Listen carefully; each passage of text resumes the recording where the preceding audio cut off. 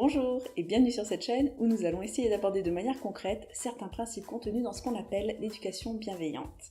Cette première série de vidéos est consacrée à Thomas Gordon. C'est qui Thomas Gordon?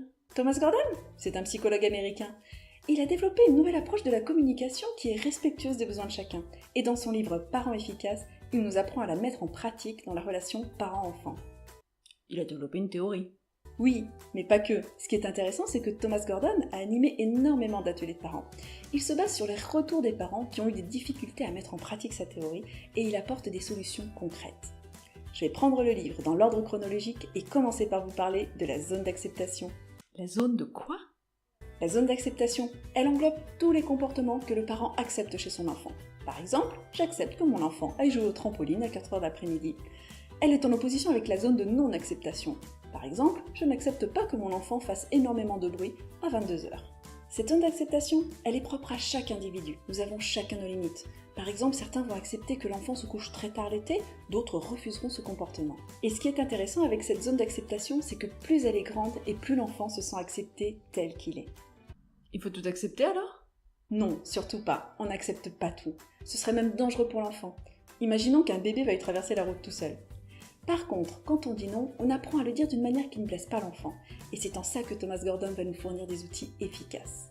Laissez-moi maintenant vous parler de la zone de fausse acceptation. On accepte ou pas? La zone de fausse acceptation, c'est cette zone où le parent, dans les faits, accepte le comportement de l'enfant, mais au fond de lui, ne l'accepte pas vraiment. Pour illustrer, prenons un exemple.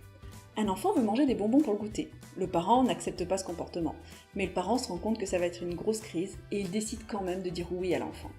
Il faut savoir que le parent va dire oui, mais il va émettre des signes non verbaux comme quoi il n'est pas d'accord, que ce soit des gestes, une mimique, le ton employé, et l'enfant va très bien percevoir tous ces signes. Cette situation, elle place l'enfant dans un grand dilemme. D'un côté, il a envie de manger des bonbons et on lui dit oui, et de l'autre, il perçoit le mécontentement du parent.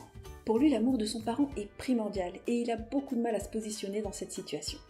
Alors, soit on accepte, soit on n'accepte pas. Voilà, soit on accepte, soit on n'accepte pas. Mais pour le bien-être de l'enfant, quand on n'accepte pas un comportement, on lui dit non. Et Thomas Gordon va nous aider à le dire d'une manière non conflictuelle.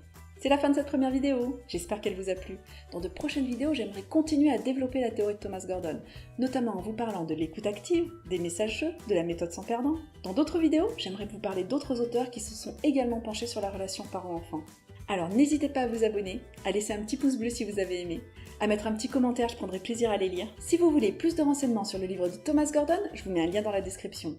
Si vous voulez être averti de mes prochaines sorties vidéo, je vous laisse ma page Facebook, mon compte Twitter et j'espère vous revoir très bientôt. Abonnez-vous.